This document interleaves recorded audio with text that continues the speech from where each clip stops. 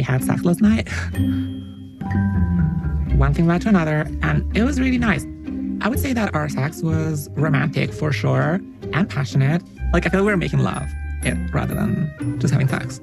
Hello my friends, you're listening to Ebird Online, and I'm back with another 90 Day Fiance review. Guys, each time I see Christian on my screen, my heart sinks. But this week's a little different. For this week, my stomach's turning. I hear you asking why? What's Christian done? Guys, he's gone and done the unthinkable, yet all too predictable. Honestly guys, when I first clapped eyes on him, I knew he was a pusillanimous little piss face. But this week he's excelled himself, right after sleeping for the first time with his trans girlfriend Cleo. Christian denies all to production. We hooked up. Did you guys have sex? No. Oh my god guys, we have another case of 5, 4, 3, lights, camera, bullshit. Christian is literally sitting on a throne of lies, and this week I'm here to unpick them all. Yes guys, it's 90 Day Fiance Before the 90 Days Season 6, Episode 10, and we're talking about Cleo, and unfortunately Christian. You know what guys, the more I hear about Christian, the more I yearn for the days when I had absolutely no clue who he was. I'd honestly like to go back to that state. But meanwhile, I've got a few choice words for him. But guys, just before I embark on my evisceration, please don't forget to like, comment, subscribe, all of that good stuff. But the main thing I want you guys to do is, if you know anybody who might be interested in my sardonic wit, please consider sharing this video with them or sharing it on your social media. It really does help with my engagement, and I'd be eternally grateful. Also, don't forget to smash the like button if you enjoy the video. Thanks guys. Right, so without further ado, I give you Christian and Cleo. So first, let us have a little recap about Christian. And as I'm sure you all realise, Christian does have self-esteem issues. And guys, by that I mean, the esteem in which he holds himself is quite at odds with the rest of humanity. Here's how Christian views himself. First up, he says he's got a magnetic personality and people are just drawn towards him. He's got a sparkle which can't be dimmed by anybody. He's the life and soul of the party. He's super social. Guys want to be him and women want to sleep with him. Christian's everything in his own mind, guys. In his own mind. But let me tell you what Christian isn't. He isn't man enough to have the courage of his convictions. You're dating a trans woman. You're sleeping with a trans woman. And he hasn't got the bollocks to admit it to the production team of a TV show he's currently filming on and being paid by. Guys, you couldn't make it up. No wonder TLC wanted to air him right out. And poor Cleo has already let us know that she's neurodivergent and that she has autism. And she's also trying to navigate her relationships as a trans woman. I think in certain ways she's quite fragile. She does have a kind of inner strength, but to me Christian's acts are unforgivable. Because he knows good and well that when Cleo finally finds out about his big denial, she's going to feel like dog crap. But he doesn't care about that because Christian only thinks about himself. But anyway, let's start at the beginning. First up this week, we see Cleo, and she's meeting up with one of her friends in a tea shop. Even though Christian has only been here for a short time, we've already had a lot of ups and downs. So I hope that talking to Jane will help me process things. She's like a rock to me, and she's somebody I can rely on. Now last year, before Cleo met Christian, she was depressed and miserable. But now it's all turned around, and now she's miserable and depressed. And don't we know it? And she's doubled down on the misery because she's brought an equally miserable friend with her. And one look at Jane convinces me that she more than likely carries around her own personal black cloud with her wherever she goes. And so Jane asked Cleo how things were going with Christian, and she said, after last night, I feel a little bit more comfortable. Until now, we've had quite a rocky ride, but I feel as if things are a little bit more on the right track. And then Cleo explained everything that happened last week. Remember when Christian said that even though he's super outgoing and that he does really well with the ladies, he always waits for the girl to make the first move. And as Cleo was telling Jane this, I could see Jane formulating in her mind the conclusion that we've all come to, that Christian's full of shit. But notwithstanding this, Cleo gives us a rundown of what exactly happened last night. But then after that, we turned up the light. He basically started to kiss my cheek, and we ended up taking our relationship to the next level. Meaning what? Girl, you know what I mean. And so Jane then asked Cleo if Christian was comfortable with the whole process. And as we know, Cleo's yet to have any surgery. She's currently pre-op, although she does have a see you next Tuesday. His name's Christian.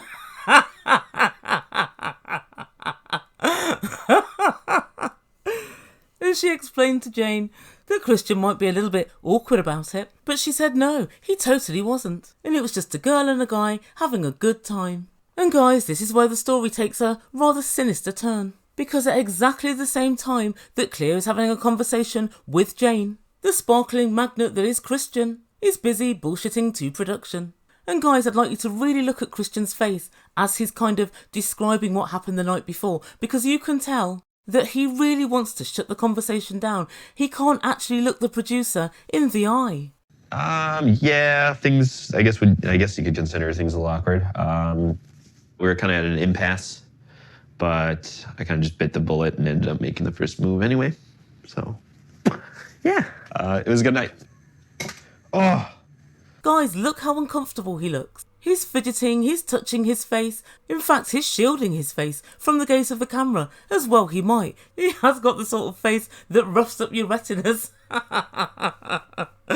But the lying signals, well, they're all there. The body language tells me I'm busy bullshitting. And then there's also the tone of his voice. Yeah, I kind of just, bit the bullet and, yeah, it was a good night. There's a fake jauntiness to his voice. And then right at the end, he's concentrating so hard on his lies, he breaks the egg. But to me, his body language shows that he wanted to shut this conversation down immediately. But the producer, of course, he pushes for more. Now guys, I've got a little theory about this. I think that as soon as Cleo got into that call with production, they quickly asked, right, did anything happen? And as soon as she said yes, they text the other part of the team to see if the story's corroborated. Wrong answer, Christian. They didn't. And it's at this point that I think Christian isn't playing with the full deck. He really isn't, because if you wanted to keep something secret, don't you think you should have discussed this with Cleo before she left the house? Oh Lord. So when producers ask him for a little more information, here's what he gives. We hooked up. Did you guys have sex? No. But let's just say we hit a couple of bases. You could say we got a double. Yeah. No home run. We're kind of working our way up to that. So Americans, you're going to have to fill me in on this. Obviously, home run is full sex all the way, which of course Christian's happily denying. But he said we hit a couple of bases. Let me know in comments down below if I'm wrong, but I'm thinking first base kissing, second base upper body touching, third base lower body touching, and a bit of manipulation, and fourth base full sex. Is this right? That's kind of what I'm thinking, but either way, he's denying having sex. And we know from Cleo that that's an outright lie. But I would definitely like a little bit more clarity on what it is he's admitting to. And back at the coffee shop, Black Cloud Jane asked Cleo, why do you think Christian was being a bit awkward to start off with? Jane, what a ridiculous question. You know he's apprehensive. Cleo's just told you he's never slept with a trans woman before. And so that's likely the reason. And then Cleo said, well, she's not really sure, but maybe we were both in our heads and overthinking the situation. And then Cleo hypothesised maybe he was just trying to find out my boundaries. But Jane tells production she finds it all very shady. That Christian suddenly turned from the life and soul of the party to a shy, meek little thing that never makes the first move. And guys, unfortunately, Jane's irrefutable negativity is somewhat warranted on this occasion. And Jane finishes up by saying, Cleo, try and see who the person is for their actions and not just who you want them to be. And again, I hate to be on the side of negativity, but Jane's absolutely spot on. And so next time we see Cleo, it's just a few hours later. And she's replaced her grin for a grimace. And she's called her friend Jane once more. She needs a shoulder to cry on. The two friends meet in the street, and Jane gives Cleo a hug, and she's very tearful, and she said, I feel so stupid. And the duo decide to go back to the Airbnb to talk in private. But Cleo lets production know Christian did something earlier that really broke my trust, and I just don't know who he is anymore. Oh Cleo, I can tell you who he is. He's a faux cocky, deceiving pest from the Midwest. That's who Christian is. You're welcome. But then guys, you could have knocked me down with a feather. Cleo then tells her friend that after we had sex, we actually agreed that we were going to be open and honest with production and with everyone that we'd slept together. And, we agreed that we should be openly transparent about the fact that we had sex. Wow, so he knew that production were bound to ask, and notwithstanding the fact they'd agreed on what course of action to take, he then, last minute, thought, ooh, let me see if I can pull off a lie. How did he think this was going to work out? Oh guys, you know what? I guess he thought he could speak to production later and get them not to show Cleo's segment admitting they'd slept together, and maybe just to televise his second base lies. Yeah, I reckon that's it. And so guys, it gets worse. Yes, it does. Christian then rings Cleo and asks her, have you told anyone about us sleeping together? She said, yes, of course I have. And she said, why did you not? And he said, well, no, I said that we hit second base. We just fooled around. And Cleo says she cannot understand for the life of her why he wasn't transparent with producers. Christian and I have shared what I felt was like a magical moment together and, really close intimacy. I let myself be vulnerable with Christian last night, so for him to go on and lie about our intimacy today feels extremely confusing and upsetting, and I feel like I've been manipulated.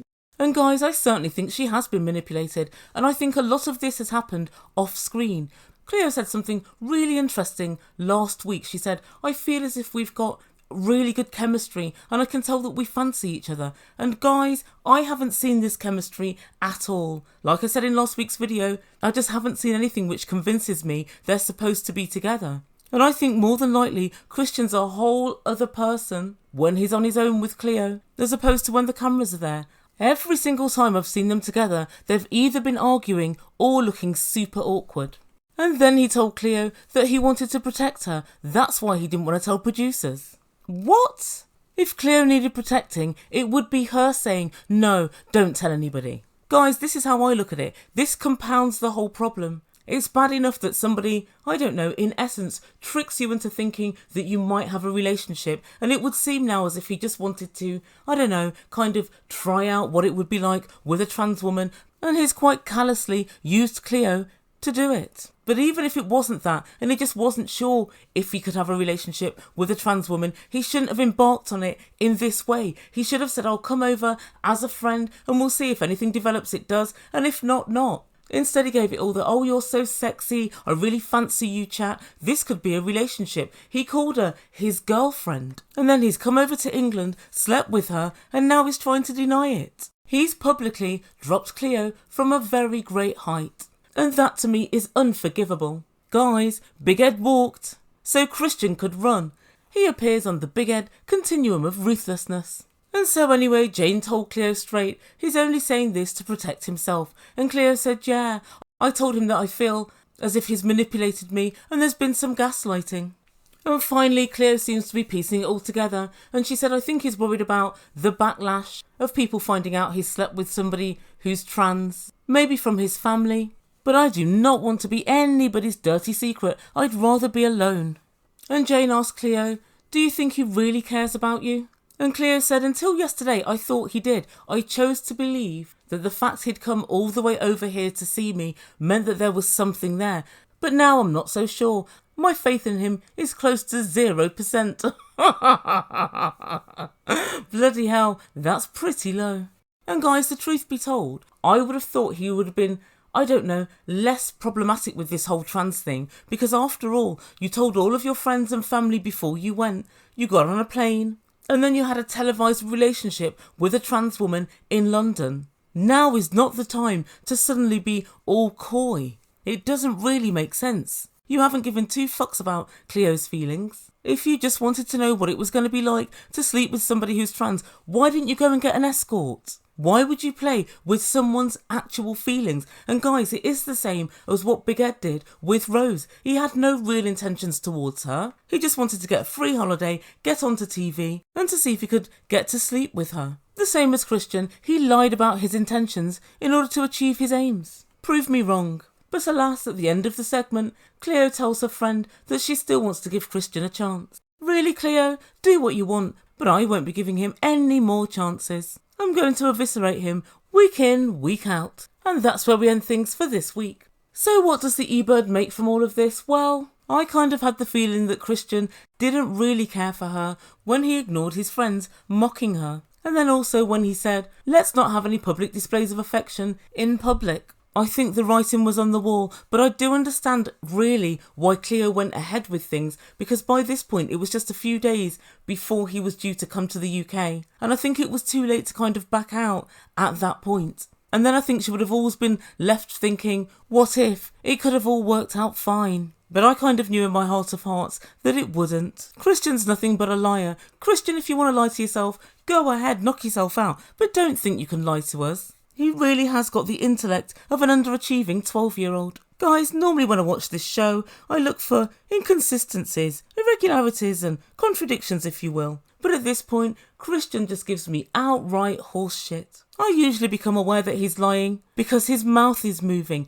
He does have a rather unusual relationship with the truth. And by unusual, I mean non-existent.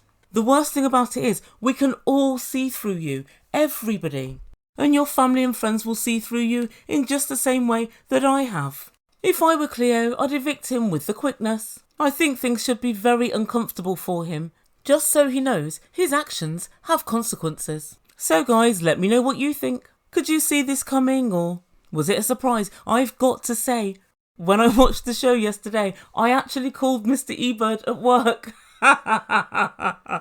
and said, guess what? Cleo and Christian slept together. And there was a very long pregnant pause and he said, who? And I said, Cleo and Christian.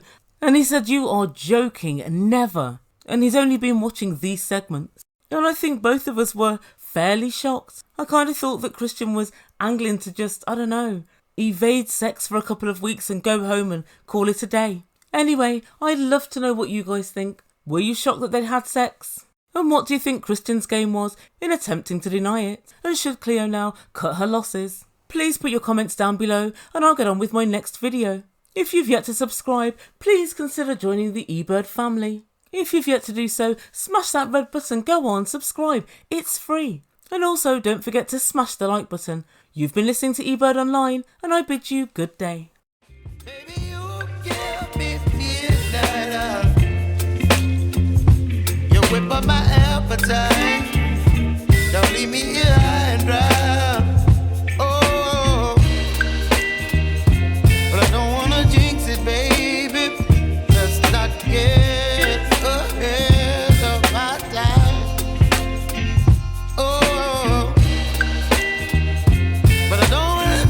Baby